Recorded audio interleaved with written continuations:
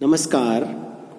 इस वीडियो में मैं आपके सामने छायावाद का सामान्य परिचय विषय पर चर्चा करूंगा।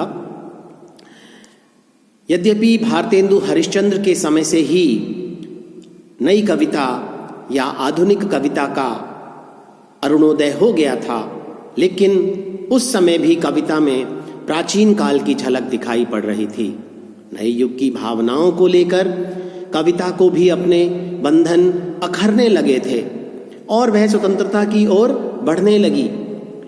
उपाध्याय जी अर्थात अयोध्या सिंह उपाध्याय जी और मैथिली शरण गुप्त, इनके समय में नव युग का वास्तविक अरुणोदय हुआ।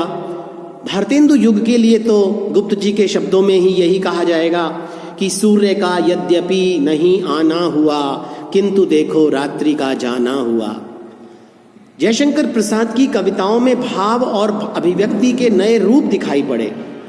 पंत और निराला की कविता में नवयुग के सूर्य की पूर्ण प्रभा स्फुटित स्वातंत्र्योन्मुखी रश्मियों का प्रकाश मिला।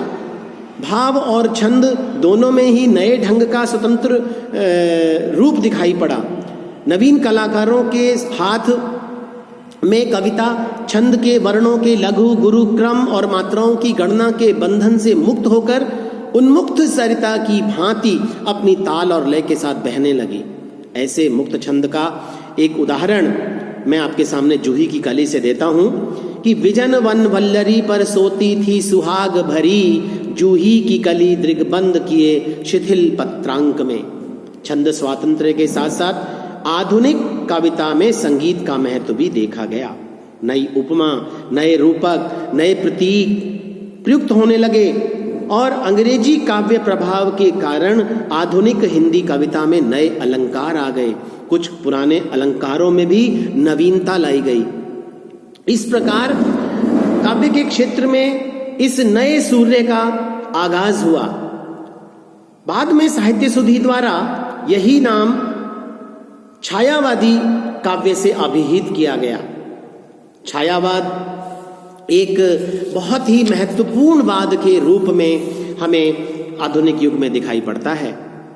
वस्तु की बाहरी आकार प्रकार के अलावा उसमें कुछ न देखने को ही इतिवृत्तात्मकता कहते हैं और लोगों का ध्यान उपयोगिता की ओर अधिक होने से द्विवेदी युग में इस भावना का प्राधान्य था।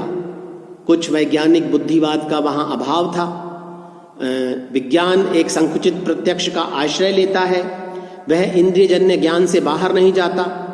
किंतु संसार में जो कुछ भी दिखलाई पड़ता है वही सब कुछ नहीं है। मूर्त जगत में भी घंटे की झंकार किसी अमूर्त छाया दिख रहती है। इंद्रिय गोचर जगत में इंद्रियों के परे की चीज रहती है।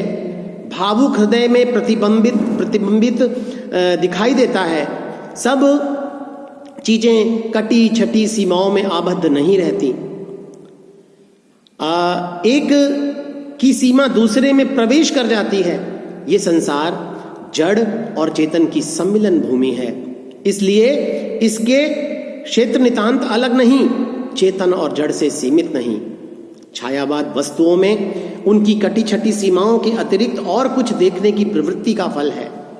इंद्रिय गोचर जगत का भाव जगत के साथ समन्वय करता है। छायावाद मनुष्य के लिए जड़ जगत पत्थर की भांति अभेद्य नहीं रहता, वरन वह मोम की भांति उसके भावों के सांचे में ढल जाता है। छायावादी कवि प्रकृति में भी मानवीय भावों की छाया देखता है।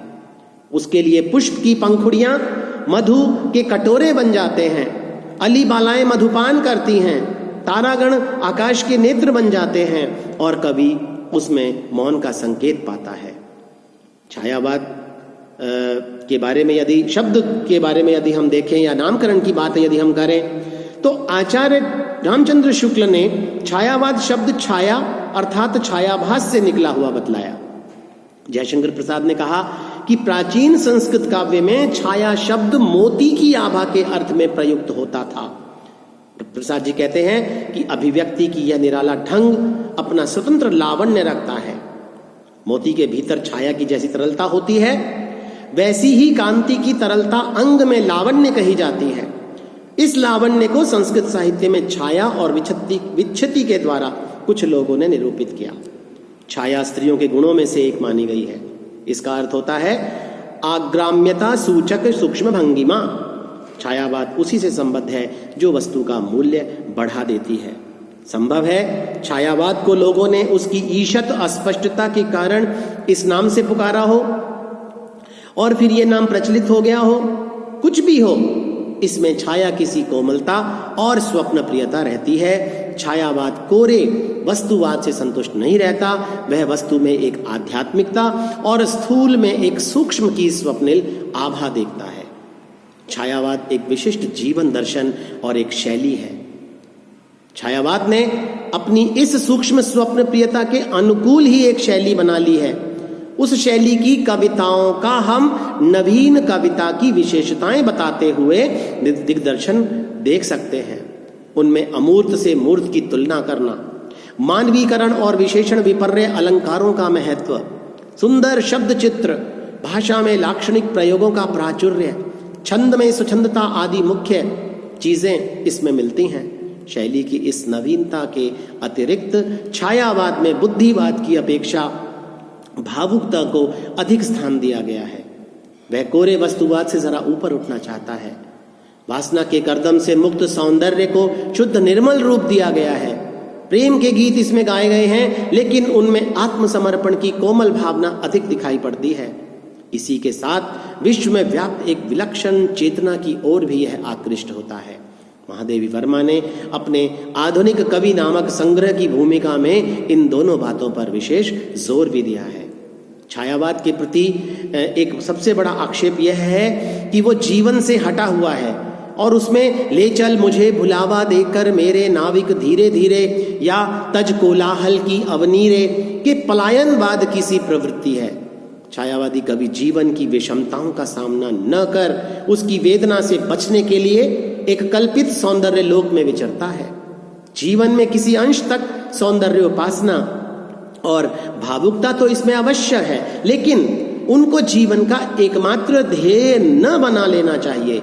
छायावाद में पलायनवाद की प्रवृत्ति तो अवश्य है, लेकिन ये उसका एक आवश्यक अंग नहीं है। कामायनी में श्रद्धा मनु को पलायनवाद के विरुद्ध उपदेश देती हुई आह्वान करती है।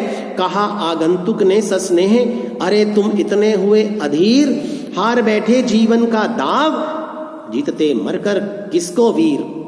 पंत की धूली, स्वर्ण रश्मि आदि कविताओं में अपने युग को नई दिशा देने का यत्न दिखाई पड़ता है। निराला जागरण के वैतालिक हैं ही। इस प्रकार छायावाद कोरा पलायनवाद नहीं है, ये एक विशिष्ट जीवन दर्शन और शैली है।